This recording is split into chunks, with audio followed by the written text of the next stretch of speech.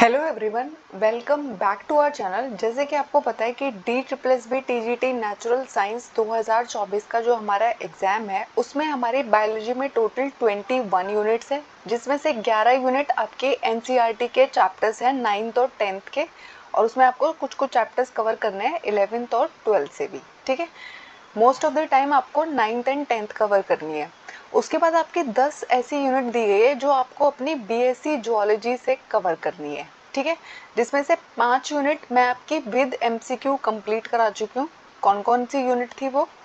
Sericulture, insect vector and disease, bone and cartilage, applied zoology and aquatic biology. Aquatic biology के MCQ भी मैंने आपको complete करा दिए हैं। उसके अलावा केमिस्ट्री की जो एक यूनिट थी मैन मेड मटेरियल, सबको आप प्लेलिस्ट में जाके देख सकते हो। उसके अलावा हेरिडिटी एंड इवोल्यूशन वाली जो यूनिट है NCERT से जो हमें कवर करनी थी वो भी मैंने आपको कंप्लीट करा दिया।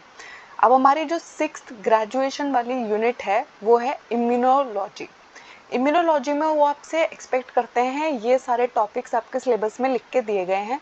Overview of the immune system जो मैं आपको कंप्लीट करा चुकी हूँ, cells and organ of the immune system जो मैं आपको कंप्लीट करा चुकी हूँ, एंटीजन एंड एंटीबॉडी जो मैं आपको कंप्लीट करा चुकी हूँ, और वैक्सीन का टॉपिक भी हम कंप्लीट कर चुके हैं।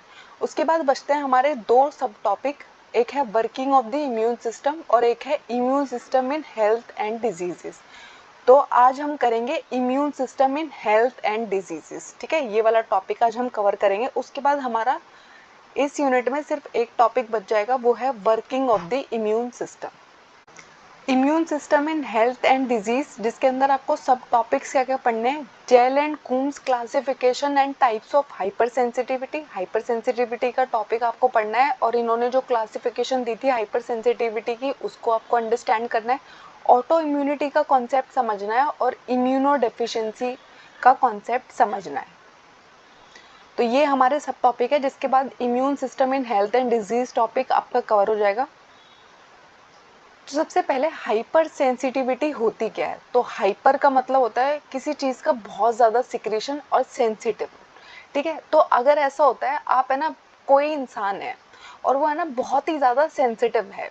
ठीक है, तो अगर वो इमोशंस में सेंसिटिव है तो वो छोटी छोटी बातों पे इमोशनल हो जाता है। लेकिन अगर हम जो बात करेंगे इम्यून सिस्टम की हाइपर सेंसिटिविटी की, जब हम बात करते हैं ना, तो इसका मतलब होता है हर चीज़ का बहुत ज़्यादा बढ़ जाना, एक्सरेटेड हो जाना। आपका इम्यून रिस्पॉन्स है ना बहुत ज़्यादा एक्सरेटेड हो जा रहा है, और जिसकी वजह से क्या हो रहा है, टिश्यू के अंदर डैमेज आ रहा है।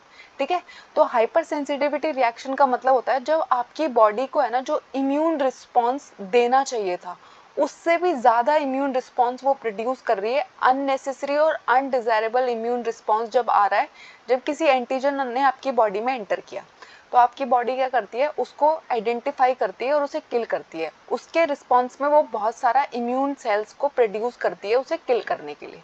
लेकिन अगर वो है ना ज़्यादा प्रोड्यूस कर रही है, बहुत ज़्यादा सेंसिटिविटी दिखा रही है, बहुत ज़्यादा अनडिजायरेबल इम्यून सिस्टम दे रही है, तो इसको हम क्या बोलते हैं? हाइपर सेंसिटिविटी बोलते हैं।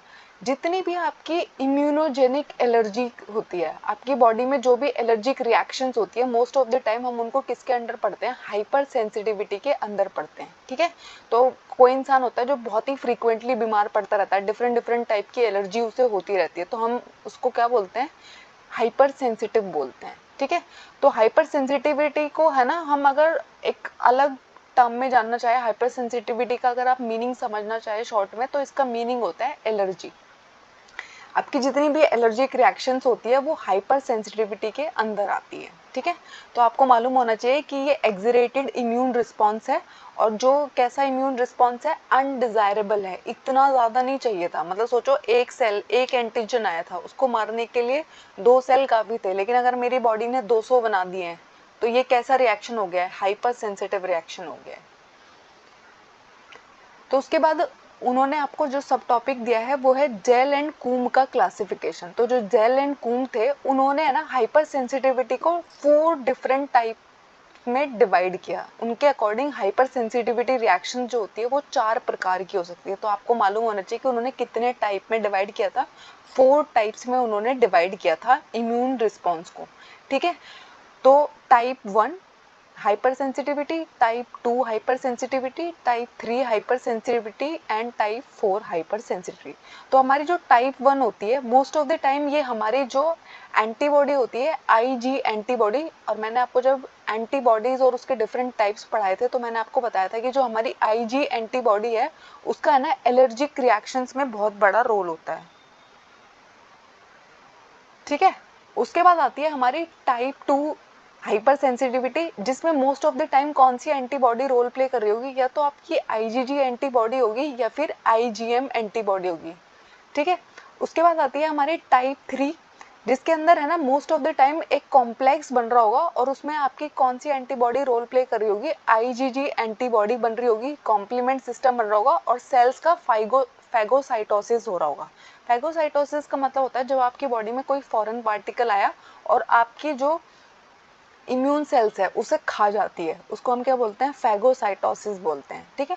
उसके बाद आती है हमारी टाइप 4 हाइपर सेंसिटिविटी। तो टाइप 4 हाइपर सेंसिटिविटी जो होती है ये सेल्स की वजह से आती है, किसी एंटीबॉडी की वजह से नहीं आती। आपने देखा टाइप 1 में आईजी एंटीबॉडी है, टाइप 2 में आईजीजी या फिर आईजीएम में से कोई हो सकती है, टाइप 3 में आईजीजी होती है। लेकिन हमारी जो टाइप 4 हाइपर सेंसिटिविटी है उसमें कोई एंटीबॉडी रोल प्ले नहीं करती है, सेल्स रोल प्ले करती है। कौन सी सेल्स रोल प्ले करती है वो अभी हम वन बाय वन उनको देखने की कोशिश करेंगे, ठीक है। तो सबसे पहले आती है हमारी टाइप 1 हाइपर सेंसिटिविटी, जिसको हम एलर्जिक रिएक्शंस भी कहते हैं, और मोस्ट ऑफ द टाइम ये एंटीजेंस की वजह से इंड्यूस हो रही होती है। इंड्यूस होने का मतलब होता है किसकी वजह से, कोई अगर आप ट्रिगर हो जा रहे हो तो किस बात की वजह से आप ट्रिगर हो जा रहे हो। तो जो चीज आपके इम्यून रिस्पॉन्स को ट्रिगर कर रही है उनको हम क्या बुलाते हैं, एंटीजेंस या फिर एलर्जेंस बुलाते हैं। कोई एलर्जिक रिएक्शन हो रही है किसी की वजह से, किसकी वजह से होगी, किसी एलर्जन की वजह से होगी। तो मोस्ट ऑफ द टाइम जब आपकी बॉडी के अंदर कोई नॉन पैरासाइटिक एंटीजन एंटर करता है, और वो क्या स्टिमुलेट कर सकता है, क्या इंड्यूस कर सकता है आपकी बॉडी के अंदर टाइप 1 हाइपर सेंसिटिविटी को, अगर वो इंड्यूस कर पा रहा है तो उसको हम क्या बोलते हैं, टाइप 1 हाइपर सेंसिटिविटी बोलते हैं।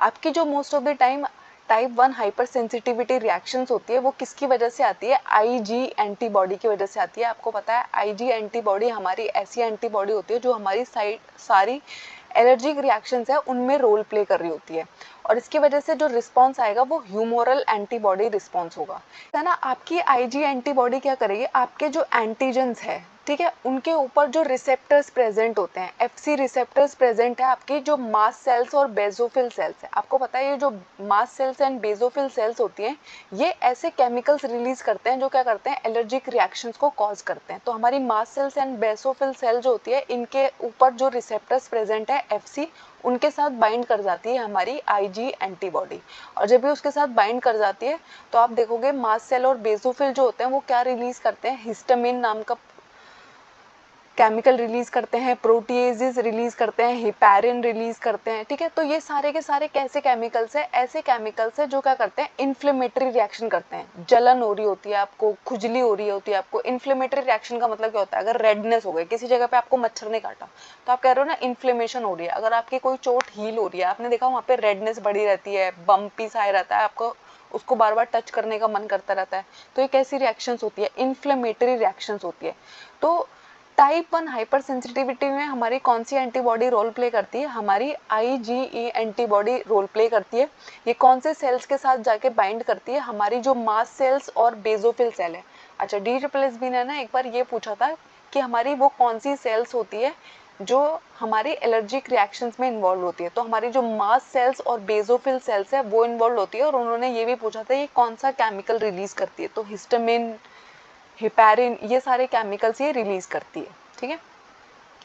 ये थी हमारी टाइप 1 हाइपर सेंसिटिविटी। उसके बाद आती है हमारी टाइप 2 हाइपर सेंसिटिविटी, जिसको हम मोस्ट ऑफ द टाइम क्या बुलाते हैं, साइटोलिटिक या फिर साइटोटॉक्सिक रिएक्शन बुलाते हैं। क्योंकि इसमें क्या होगा, जो आपकी होस्ट सेल्स है जिसके अंदर ये रिएक्शंस होगी उसका डिस्ट्रक्शन हो जाएगा, यानी कि उसको बहुत ज़्यादा नुकसान पहुंचने वाला है। डिस्ट्रक्शन का मतलब क्या होता है, जैसे कि जिस सेल में ये रिएक्शन हो रही होगी उस सेल को भी बहुत ज़्यादा नुकसान होगा। तो आपकी जो टाइप 2 हाइपर सेंसिटिविटी होती है ये एंटीबॉडीज़ की वजह से होती है। एंटीबॉडी जब सेल्स और टिश्यू एंटीजेंस के साथ बाइंड करती है तो वो किसको शुरू कर देती है, टाइप 2 हाइपर सेंसिटिविटी को स्टार्ट कर देती है। अब इसमें जो एंटीबॉडीज इन्वॉल्व है टाइप 2 हाइपर सेंसिटिविटी में, हमारी आईजीएम एंटीबॉडी होती है और आईजी जी एंटीबॉडी होती है। तो आपकी ये जो दो एंटीबॉडी है ये क्या करती है, दो तरीके से सेल का डिस्ट्रक्शन कर सकती है, दो तरीके से सेल को नुकसान पहुंचा सकती है। कैसे? एक तो है FC dependent mechanism directly complement system के थ्रू, और एक है क्लासिकल सिस्टम। तो जब आपको कभी है ना ब्लड चढ़ाया गया, अगर आपके किसी फैमिली मेंबर को ब्लड चढ़ाया गया या फिर आपको ब्लड चढ़ाया गया, तो कभी कभी है ना कुछ ऐसे केसेस आते हैं जब आपको ब्लड चढ़ाया जा रहा होता है ना, तो आपको एलर्जी सी फील हो रही होती है, आपको बेचैनी सी फील हो रही होती है। तो वो जो रिएक्शंस आ रही होते हैं ना, वो टाइप 2 हाइपर सेंसिटिविटी का रिएक्शन होता है। उसके अलावा है ना कभी कभी होता है आपका ब्लड ग्रुप मान लीजिए ओ है और आपको ए ब्लड ग्रुप गलती से चढ़ा दिया गया, कभी कभी ऐसे केसेस आ जाते हैं। तो उस पेशेंट के अंदर है ना इतनी सारी रिएक्शंस हो जाती हैं, इतनी सारी एलर्जिक रिएक्शन हो जाती है कि मोस्ट ऑफ द टाइम है ना उसके लिए बहुत ही लाइफ थ्रेटनिंग सिचुएशन आ जाती है, और कभी कभी तो पेशेंट की जान भी चली जाती है। तो जिस रिएक्शन की वजह से उसकी जान जाती है वो होती है हमारी टाइप 2 हाइपर सेंसिटिविटी। तो ब्लड ट्रांसफ्यूजन में जो हमारी सेंसिटिविटी इन्वॉल्व होती है वो होती है हमारी टाइप 2 हाइपर सेंसिटिविटी, जिसके अंदर कौन सी एंटीबॉडीज इन्वॉल्व है, IgG and IgM antibodies involve है। अब ये ना दो मैकेनिज्म यूज करती है। पहला मैकेनिज्म है कॉम्प्लीमेंट मीडिएटेड। तो आपके कॉम्प्लीमेंट है ना प्रोटीन्स के नाम होते हैं। तो आपके जो कॉम्प्लीमेंट प्रोटीन्स होते हैं उनकी वजह से अगर आपके हाइपर सेंसिटिविटी टाइप 2 आ रही है, ठीक है, तो इसमें क्या होता है, आपके जो एंटीबॉडीज है वो सेल मेम्ब्रेन कंपोनेंट के साथ है ना रिएक्ट करती हैं, ठीक है, और उसकी वजह से क्या होता है, कॉम्प्लीमेंट फिक्सेशन हो जाता है, और इसकी वजह से है ना कॉम्प्लीमेंट कैस्केड स्टार्ट हो जाता है। कॉम्प्लीमेंट कैस्केड का मतलब होता है जैसे कि सोचो एक रिएक्शन होगी, उस एक रिएक्शन की वजह से एक दूसरी रिएक्शन हो जाएगी, दूसरी की वजह से तीसरी हो जाएगी। यानी कि अगर आपने है ना बहुत सारी तीलियों को एक लाइन में लगाया हुआ था, ठीक है, और आपने ना एक को जलाया ना, और अगर सारी जलती हुई जा रही है तो ये क्या है, कैस्केड है। कैस्केड का मतलब होता है जब कॉन्टिन्यूएशन में एक चीज कंप्लीट होती है तो उसके साथ में ना बहुत सारी अलग अलग रिएक्शंस भी कंप्लीट हो रही होती है, इसको हम क्या बुलाते हैं, कैस्केड बुलाते हैं, ठीक है। तो इसकी वजह से क्या हो रहा होगा, या तो आपकी सेल जो है उसका लाइसिस हो जाएगा, ठीक है, और इस वाले मेथड में मोस्ट ऑफ द टाइम जो हमारी ब्लड सेल्स होती है ना वो अफेक्टेड होती है। इसकी वजह से हमारी कौन सी सेल्स अफेक्टेड होती है, हमारी ब्लड सेल्स अफेक्टेड होती है। इसलिए मैंने आपको बताया कि हमारी जो टाइप 2 हाइपर सेंसिटिविटी होती है वो किस में इन्वॉल्व होती है, हमारे ब्लड ट्रांसफ्यूजन के अंदर वो इन्वॉल्व रहती है। ये तो था पहला mechanism, complement mediated hypersensitivity. एक दूसरा मेथड अगर वो यूज कर सकती है वो है antibody dependent cell mediated cytotoxicity. यानी कि यहाँ पर है ना एक एंटीबॉडी आएगी, वो बाइंड करेगी और किस चीज को ले आएगी, साइटोटॉक्सिसिटी, यानी कि सेल की किलिंग वो कर देगी। तो क्या होता है आपके सेल्स के ऊपर है ना, आपकी जो नेचुरल किलर सेल्स है, मैक्रोफेजेस है, न्यूट्रोफिल्स है, इजाइनोफिल्स है, इन सब के ऊपर से ना बहुत सारे रिसेप्टर्स प्रेजेंट होते हैं, ठीक है, बहुत सारे एफसी रिसेप्टर्स इन सेल्स के ऊपर प्रेजेंट होते हैं, ठीक है। और ये सेल्स है ना जब एंटीबॉडी कोटेड टारगेट सेल के पास आती है, कांटेक्ट में आती है, तो लाइसिस होना शुरू हो जाता है। यानी कि natural killer cell, macrophages, neutrophils के पास जो एफसी रिसेप्टर्स है उनके साथ जब एंटीबॉडीज मिल जाती है तो ये कांटेक्ट में आती है, तो क्या होता है इन सेल का लाइसिस हो जाता है। और यहाँ पे है ना कांटेक्ट रिक्वायर्ड है, लेकिन इससे है ना जो इनका कांटेक्ट होगा आपस में, ये जब एक दूसरे के बहुत ही क्लोज होंगी उसकी वजह से फैगोसाइटोसिस और कॉम्प्लीमेंट फिक्सेशन नहीं होगा, सीधा इनका लाइसिस हो जाएगा, ठीक है। तो यहाँ पे क्या होता है आपका जो एडीसीसी लाइसिस होता है टारगेट सेल का, ये इस तरीके का होता है जैसे हमारी साइटोटॉक्सिक टी सेल्स का होता है। इसमें क्या होता है बहुत सारे साइटोप्लाज्मिक ग्रेन्यूल्स रिलीज करेगा। आपको पता है मैंने आपको पहले भी पढ़ाया था परफोरिन के बारे में।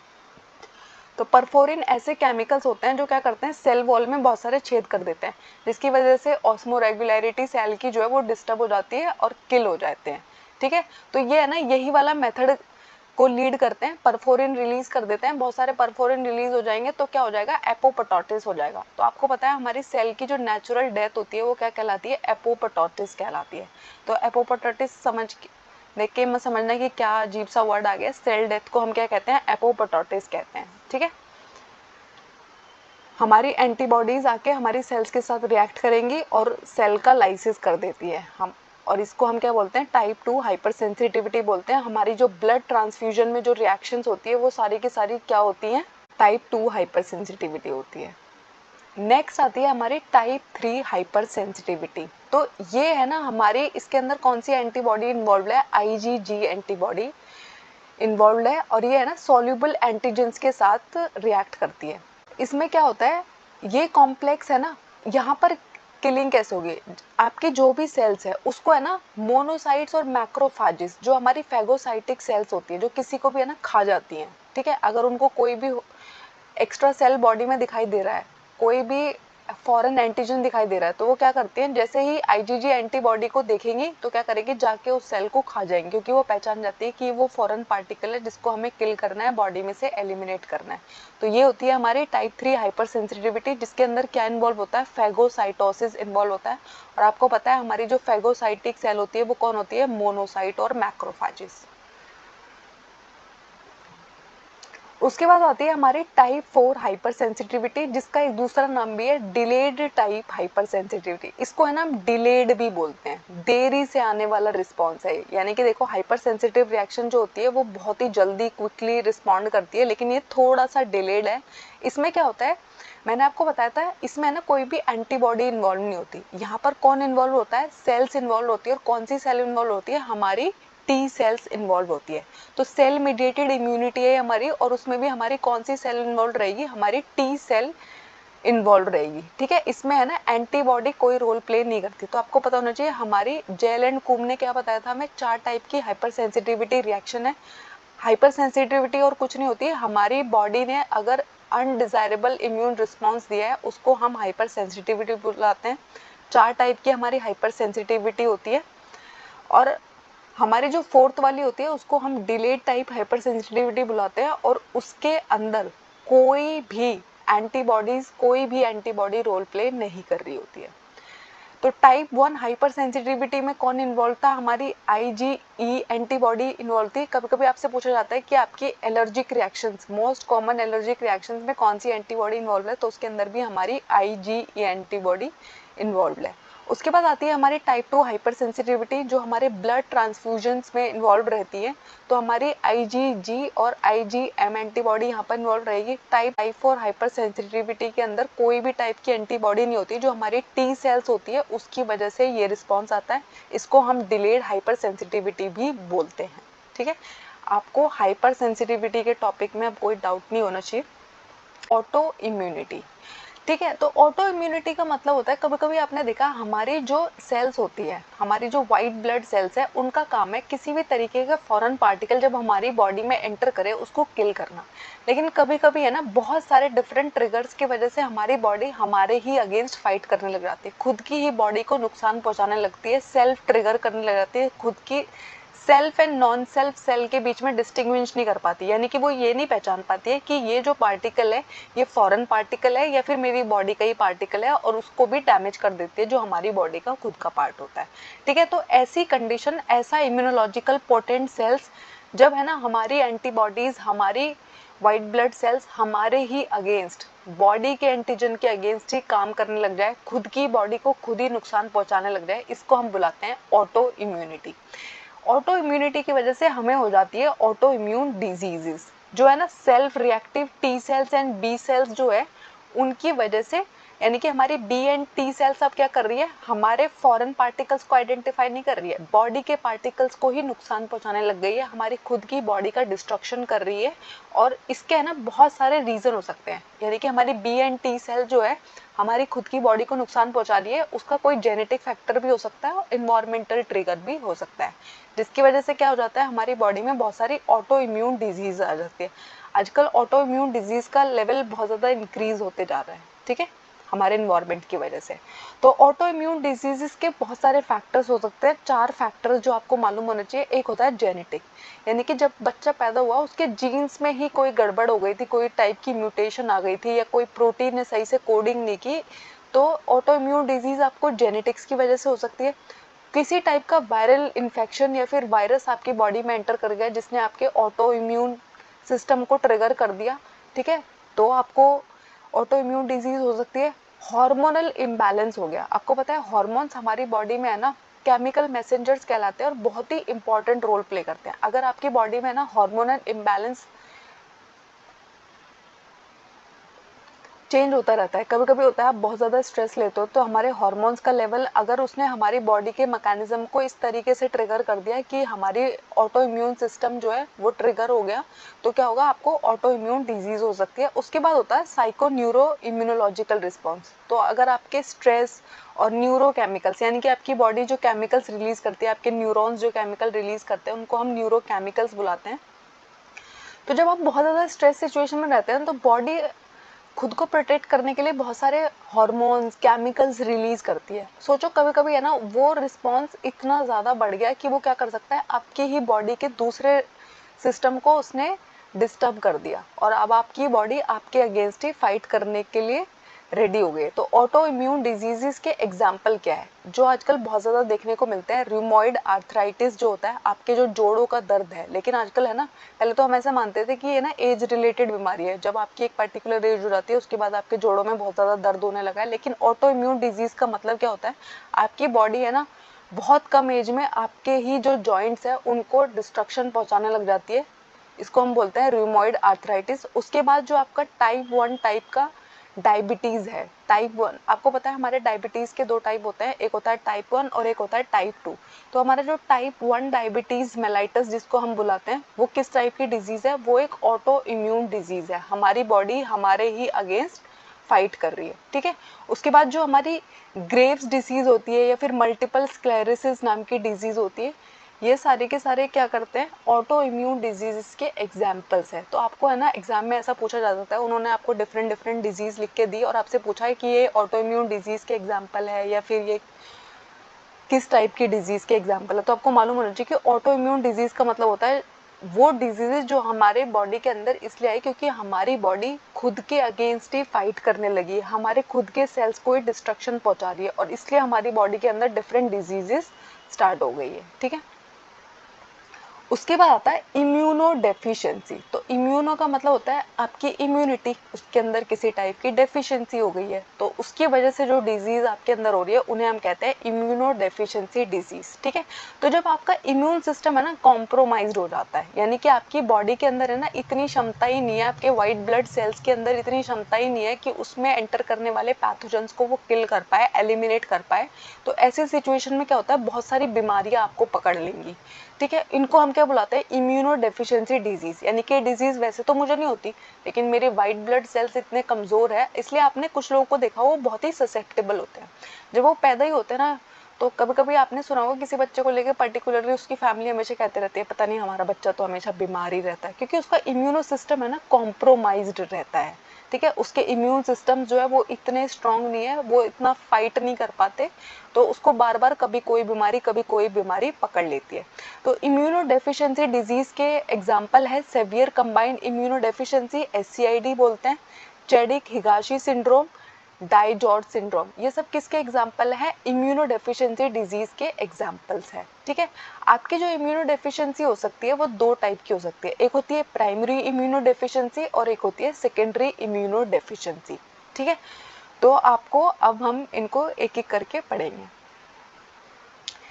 नेक्स्ट है प्राइमरी इम्यूनो डेफिशिएंसी। तो ऐसी डेफिशिएंसी जो आपके है ना जीन्स, आपकी एक या दो जीन्स ने है ना या फिर ज़्यादा जीन्स ने भी है ना सही से काम नहीं किया, ठीक है। उनको इम्यून सिस्टम का जो काम करने के लिए दिया गया था, उनको जो प्रोटीन कोड करने के लिए दिया था, अगर आपके जेनेटिक इंजीनियरिंग में कोई प्रॉब्लम आ गई, आप जब अपनी मदर की बॉडी के अंदर थे, आपके जब जेनेटिक्स ट्रांसफ़र हो रहे थे उसी टाइम है ना उसके प्रोटीन कोडिंग में कोई प्रॉब्लम है इनहेरिटेंस की वजह से, बाय बर्थ आपके अंदर जो डेफिशिएंसी देखने को मिलती है उसको हम क्या बोलते हैं? प्राइमरी इम्यूनो डेफिशिएंसी मिलते हैं। मोस्ट ऑफ द टाइम ये जेनेटिक होती है, यानी कि आपके जीन्स के अंदर ही कोई कोडिंग में ही कोई प्रॉब्लम हो गई, इस वजह से आपके अंदर हमेशा से जब आप पैदा हुए तब से ही आपका इम्यूनो सिस्टम जो है वो बहुत ही कॉम्प्रोमाइज स्टेट में है, ठीक है। हमारा इम्यून सिस्टम इतना कॉम्प्रोमाइज है कि बच्चा है ना बार बार बीमार पड़ता है, पैदा होते ही कभी कभी तो इतना ज़्यादा बीमार पड़ जाता है, ठीक है। फिर पता चलता है कि इसको तो प्राइमरी इम्यूनो डेफिशिएंसी है। तो इसमें क्या होता है, आपकी जो बी और टी सेल्स है, आपकी जो फैगोसिटिक सेल्स है वो ठीक से काम नहीं कर रही, वो या तो नंबर में बहुत कम है और इतनी कम है कि आप है ना सर्वाइवल भी मुश्किल हो जाता है सम टाइम, ठीक है। तो इसका एग्जाम्पल क्या है? DiGeorge syndrome. इसके है ना प्राइमरी इम्यूनो डेफिशिएंसी के बहुत सारे एग्जाम्पल्स हैं, उनको हम वन बाय वन अब कवर करेंगे। तो सबसे पहले आता है डाई जॉर्ज सिंड्रोम, ठीक है। ये प्राइमरी इम्यूनोडेफिशिएंसी डिसऑर्डर है, ठीक है। तो इसके अंदर क्या होता है, आपका जो थाइमस होता है, मैंने आपको बताया कि आपके जो बहुत सारे ग्लैंड्स होते हैं उनमें से एक ग्लैंड है थाइमस, जिसके अंदर क्या होता है, आपकी टी सेल्स मैच्योर होती है।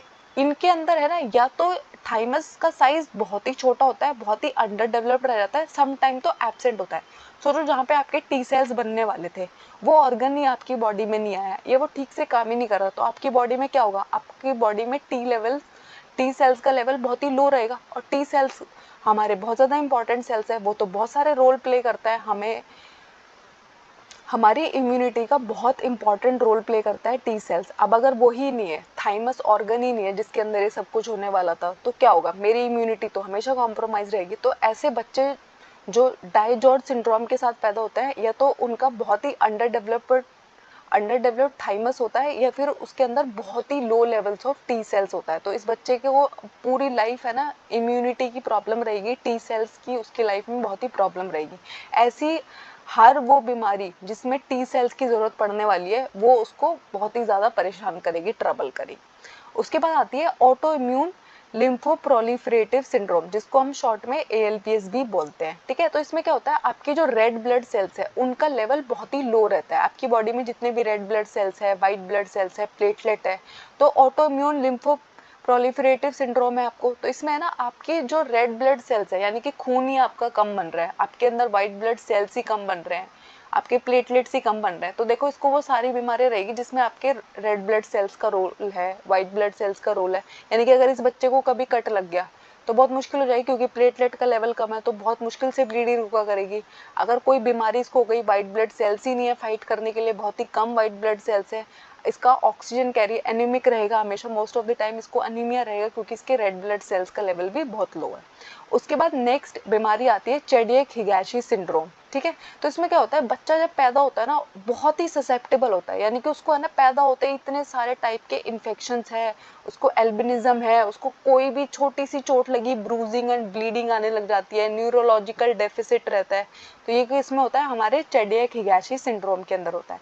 ये वो सारे सिंड्रोम है जिनके साथ आप बाय बर्थ पैदा हो रहे हो। डाई जॉर्ज सिंड्रोम ऐसा है, तो ये किसके अंदर आते हैं, प्राइमरी इम्यूनोडेफिशिएंसी के अंदर आते हैं। इसमें आपकी कोई गलती नहीं थी, आपके जीन्स की गलती है, आपके जीन्स ने सही से कोडिंग नहीं किया, उन्होंने सही से प्रोटीन नहीं बनाया, उन्होंने सही से फंक्शनिंग नहीं की है, तो इसमें है ना। उसके बाद नेक्स्ट आता है सेवियर कंबाइंड इम्यूनोडेफिशिएंसी। तो SCID की फुल फॉर्म आपको आ सकती है, ठीक है। ये बहुत ही सीरियस प्राइमरी इम्यूनोडेफिशिएंसी डिसऑर्डर है। क्यों? क्योंकि इसके अंदर है ना, T और B सेल्स जो है, या तो वो एब्सेंट होते हैं या फिर बहुत ही कम रहेंगे नंबर में। सोचो B एंड T सेल्स का आपके इम्यून सिस्टम्स में, मैंने आपको पढ़ाया कि B और T सेल बहुत ज़्यादा इंपॉर्टेंट रोल प्ले करते हैं। अब वो दो टाइप के सेल आपकी बॉडी में होने ही नहीं वाले हैं। देखो, उस वाले केस में तो फिर भी सही था, सिर्फ T सेल नहीं थे, या तो B भी नहीं रहने वाले हैं। तो B और T सेल नहीं रहेंगे तो बच्चा बहुत ही ससेप्टेबल हो जाता है, डिफरेंट टाइप के इन्फेक्शन उसे कैच करते रहते हैं, ठीक है। तो SCID जो है वो एक तरीके का x linked autosomal recessive syndrome है, यानी कि जो आपका एक्स क्रोमोसोम होता है, आपको पता है हमारी बॉडी में 2 क्रोमोसोम होते हैं, एक होता है एक्स और एक होता है वाई। तो एक्स लिंक्ड की ऑटोसोमल रिसेसिव सिंड्रोम है। आपका जो ऑटोसोम है, जो एक्स क्रोमोसोम से लिंक्ड है, वो रिसेसिव है, यानी कि आपके फादर को भी होना चाहिए, आपके मदर को भी होना चाहिए। अगर आपके फादर और मदर में ये रिसेसिव फॉर्म में है ना, तो बच्चे के अंदर है ना, ये कंप्लीटली बाहर डोमिनेंटली एक्सप्रेस हुआ, ठीक है। उसके बाद जो हमारा डाई जॉर्ज सिंड्रोम था, उसमें क्या होता है, आपके क्रोमोसोम नंबर 22 में ना डिलीशन आ जाता है, यानी कि उसका कुछ पार्ट जो है ना वो डिलीट हो जाता है। इसलिए मैंने आपको बताया कि सारे के सारे ना जीन से रिलेटेड इश्यूज है। तो डाई जॉर्ज सिंड्रोम में क्या होगा, क्रोमोसोम नंबर 22 का कुछ पार्ट डिलीट हो जाता है, इस वजह से आपको डाई जॉर्ज सिंड्रोम हो जाएगा। और SCID में क्या होता है, x linked autosomal recessive syndrome है। सोचो आपकी मम्मी के अंदर भी वो एक्स क्रोमोसोम है जिसके अंदर रिसेसिव फॉर्म में ये बीमारी है, आपके पापा के अंदर भी है, फिर वो आपके अंदर आ गया, तो अब क्या होगा, डोमिनेंट हो जाएगा, और आपको कौन सी बीमारी हो जाएगी, सेवियर कंबाइंड इम्यूनोडेफिशिएंसी सिंड्रोम हो जाएगा, ठीक है। जिसमें आपके B एंड T सेल दोनों ही बहुत डिस्टर्ब रहेंगे। ये थे हमारे प्राइमरी इम्यूनोडेफिशिएंसी के एग्जाम्पल। फिर आती है हमारी सेकेंडरी इम्यूनोडेफिशिएंसी। तो ऐसी डेफिशिएंसी जो हमारे इम्यून सिस्टम में है ना, बाय बर्थ नहीं थी, बाय बर्थ आपका हो चुका, आप एकदम नॉर्मल पैदा हुए थे, आफ्टर बर्थ आपने एक्वायर की है, आपकी इम्यूनो सिस्टम जो है वो अब कॉम्प्रोमाइज्ड हुआ है। जब आप पैदा हुए थे आपको कोई इश्यूज नहीं था, आपके सारे सेल्स एकदम सही से काम कर रहे थे, आपके वाइट ब्लड सेल सही काम कर रहे थे, आपके रेड ब्लड सेल सही काम कर रहे थे, आपकी पूरी बॉडी अच्छे से फंक्शन कर रही थी। किसी टाइप का इन्फेक्शन आपको हो गया, आपको बहुत ही ज़्यादा खाने की कमी रही, मेल न्यूट्रिशन रहा, अच्छा न्यूट्रिशन नहीं मिल पाया, न्यूट्रिशियस फूड नहीं मिल पाता है, तो बहुत सारे तरीके की प्रॉब्लम्स हमें आ जाती है। ठीक है, आपने बहुत स्ट्रेसफुल सिचुएशन झेली है लाइफ में, आप बहुत ही स्ट्रेस में बड़े हुए हो। ठीक है, आपके जो माहौल था आसपास का वो बहुत ही ज़्यादा टॉक्सिक था। ठीक है, तो जब आप इतने हाई स्ट्रेस में रहते हो ना, तो आपको पता है हमारी बॉडी है ना बहुत सारे हार्मोन्स रिलीज करती है। उनमें से वन ऑफ द हार्मोन होता है, जब आपको बहुत गुस्सा आता है ना, कॉर्टिसोल रिलीज होता है। तो कॉर्टिसोल का लेवल जब रिलीज होएगा ना, कई घंटे लगते हैं उसे डाउन जाने में, और उन कई घंटे के बाद आप देखोगे आपको बहुत ही फ्रस्ट्रेटेड फील हो रहा होगा, आपका डाइजेशन सही से काम नहीं करेगा, आपकी बॉडी सही से काम नहीं करेगी। तो एंगर इश्यूज को मैनेज करना है ना बहुत इंपॉर्टेंट है, क्योंकि एंगर इश्यूज जो होते हैं ना वो आपकी बॉडी में ऐसे हार्मोन्स को इंक्रीज करते हैं जो आपको और बहुत सारी बीमारियों को ट्रिगर कर देंगे। उसके अलावा अगर आप बहुत एक्सेसिव अल्कोहल पीते हो कि वो जाके आपके इम्यून सिस्टम को कॉम्प्रोमाइज कर रहा है, आप बहुत सारे ड्रग्स लेते हो, बहुत ही, आपको पता है हमारे ड्रग्स जो होते हैं कोकेन, हीरोइन, ये सब कुछ बहुत ही अच्छे नहीं होते हैं हमारी बॉडी के लिए, बिल्कुल भी अच्छे नहीं होते हैं। ठीक है, उस टाइम हम नहीं समझ पाते, अगर वो जाके आपके इम्यून सिस्टम के साथ इंटरफेयर कर रहे हैं, आपके इम्यून सिस्टम को कॉम्प्रोमाइज कर दे रहे हैं।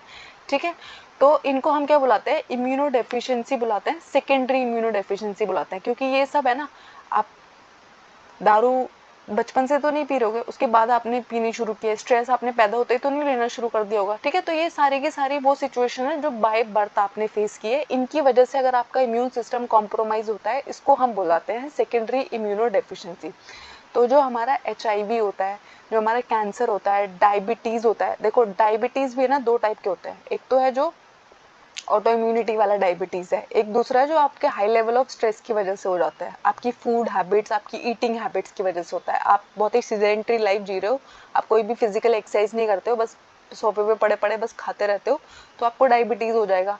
आपने है ना ऐसी चीज़ें की हैं, आपने अल्कोहल किया है, आपने ड्रग्स किया है, आपने टोबैको लिया है, कि आपने अपनी जो आपकी कैंसर साइकिल थी, आपकी जो सेल साइकिल थी, उसको डिस्टर्ब कर दिया और आपका कैंसर एक्टिवेट कर दिया है। ठीक है, आपने ड्रग्स लिए, उसके लिए आपने सिरिंज इस्तेमाल की। ठीक है, उसकी वजह से आपको HIV इन्फेक्शन हो गया, हेपेटाइटिस हो गया। ठीक है, तो ये सब कुछ किसके अंदर आता है, सेकेंडरी इम्यूनो डेफिशिएंसी के अंदर आता है। थैंक यू, आई होप इसमें आपको कोई डाउट नहीं है। अगर कोई डाउट है मुझे कमेंट्स में ज़रूर बताइएगा। हमारे चैनल को लाइक कीजिएगा, शेयर कीजिएगा, सब्सक्राइब कीजिएगा।